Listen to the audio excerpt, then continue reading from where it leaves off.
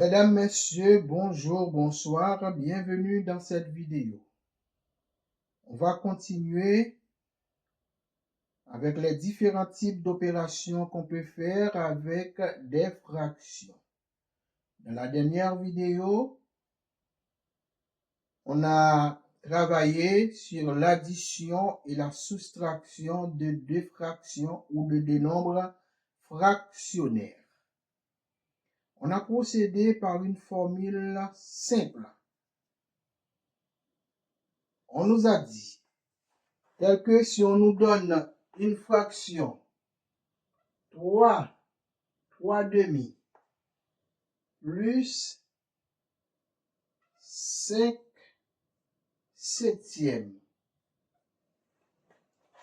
3 demi plus 5 septièmes.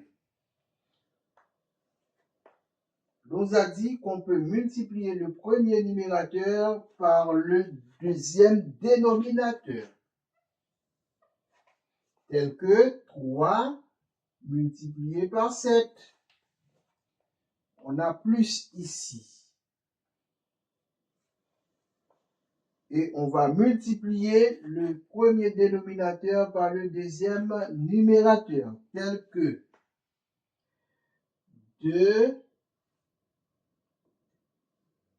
2 multiplié par 5. Et on vous a dit de ne jamais oublier de multiplier les deux dénominateurs entre eux. 2 multiplié par 7. On va réduire. On a multiplication, addition, multiplication. Entre la multiplication et l'addition, la multiplication est prioritaire. C'est pourquoi on va effectuer les multiplications d'abord. 3 multiplié par 7, ça donne 21. Plus 2 multiplié par 5, ça donne 10. Au dénominateur, on a 2 multiplié par 7, ça donne 14. On va réduire, on va continuer à réduire. Parce qu'on a l'addition de deux nombres au numérateur. Ça donne 21 plus 10, ça donne 31. Et le dénominateur, c'est 14. C'est-à-dire 3 demi plus 5 septièmes, ça donne 31 quatorzièmes. OK? Mais on peut procéder par une autre manière. Mais cette fois-ci, c'est quand on a deux dénominateurs ou plusieurs dénominateurs même qui ont des multiples communs. Tels que si j'ai 3 quarts plus 5 sixièmes, j'ai 4 ici, j'ai 6 ici. Ces deux nombres, on peut trouver des multiples communs entre eux. Qu'est-ce qu'on va faire? On va procéder par la division. C'est-à-dire, on va trouver des plus petits multiples communs entre eux. C'est ce qu'on appelle P, C, M. Plus petit commun multiple. On a 4, on a 6. Quel est le plus petit nombre? On peut choisir qui peut diviser 4 et 6. Eh bien, c'est 2. 4 divisé par 2, ça donne 2. 6 divisé par 2, ça donne 3. OK. Maintenant, on a 2 et 3. est-ce qu'on peut trouver un nombre qui peut diviser les deux? Non. Pourquoi? Parce que ces deux nombres-là, ce sont des nombres premiers. Qu'est-ce qu'on appelle nombre premier? Un nombre premier, c'est un nombre qui peut être divisé par 1 ou par lui-même. C'est-à-dire, 7, c'est un nombre premier parce que, quel que soit un autre nombre, 7 ne peut pas être divisé par 2, ça va donner un nombre décimal. 7 peut être divisé par 1 ou 7 peut être divisé par 7. C'est ce qu'on appelle nombre premier, soit par 1 ou par lui-même. C'est-à-dire, on a deux certains nombres premiers, 3, 5, 7, mais 9 n'est pas un nombre premier. Pourquoi? Parce que 9 peut être divisé par 3. Parce que 3 fois 3, 9. 9 n'est pas un nombre premier. Mais on peut prendre 11, on peut prendre 13. C'est-à-dire, ce sont des nombres qui peuvent être divisés soit par 1, soit par eux-mêmes. Eh bien, ici, on a 2 et 3, ce sont deux nombres premiers. OK? Eh bien, 2 peut être divisé par lui-même. 2 divisé par 2, ça donne 1. Et 3 peut être divisé par lui-même. 3 divisé par 3, ça donne 1. OK. Là, maintenant, j'ai 3 quotients.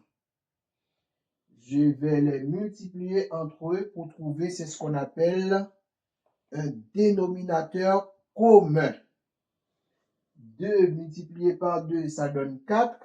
Et 4 multiplié par 3, ça donne 12. C'est-à-dire le dénominateur commun, c'est 12. Le dénominateur commun, ça donne 12. C'est 12. Qu'est-ce qu'on va faire après? On va prendre 12. On va le diviser par 4. 12 divisé par 4, ça donne 3. Et qu'est-ce qu'on va faire avec 3? On va le multiplier par le premier numérateur, qui est 3. 3 fois 3, ça donne 9. Le signe ici, c'est plus. On va prendre encore 12. On va le diviser par 6. 12 divisé par 6, ça donne 2.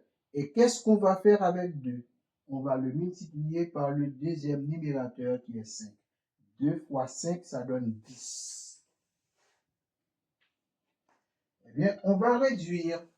9 plus 10, ça donne 19. Et le dénominateur commun, c'est 12. Eh bien, 3 quarts plus 5 sixièmes, ça donne 19 douzièmes. C'est très simple. OK? Mais, est-ce qu'on ne peut pas procéder par la première formule ici? On va voir. Est-ce que ça va donner le même résultat? On a 3 quarts plus 5 sixièmes. La première procédure, on a dit qu'on doit multiplier le premier numérateur par le deuxième dénominateur. 3 multiplié par 6. 3 multiplié par 6 plus, on va prendre le premier dénominateur, on va le multiplier par le deuxième numérateur, c'est-à-dire 4 multiplié par 5. 4 multiplié par 5. N'oubliez jamais de multiplier les deux dénominateurs entre eux. 4 multiplié par 6. OK? On va réduire. Multiplication, addition, multiplication. C'est-à-dire la multiplication est prioritaire. On va effectuer la multiplication d'abord. 3 multiplié par 6, ça donne 18. Plus 4 multiplié par 5, ça donne 20. On a au dénominateur 4 multiplié par 6, ça donne 24. On va continuer à réduire parce qu'il y a une addition au numérateur. 18 plus 20, ça donne 38. Et le dénominateur, c'est 24.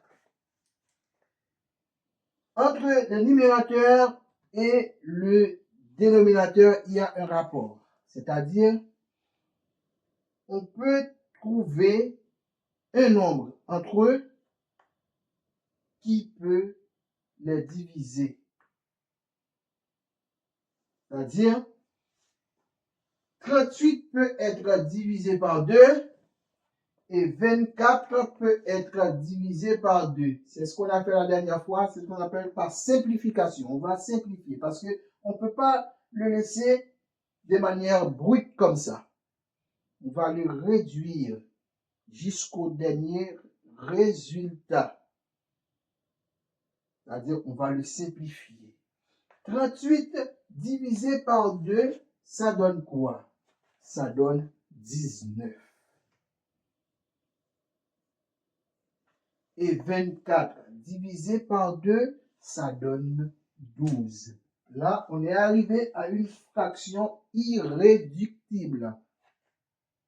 On ne peut plus la réduire. Eh bien, 19 douzièmes, 19 douzièmes.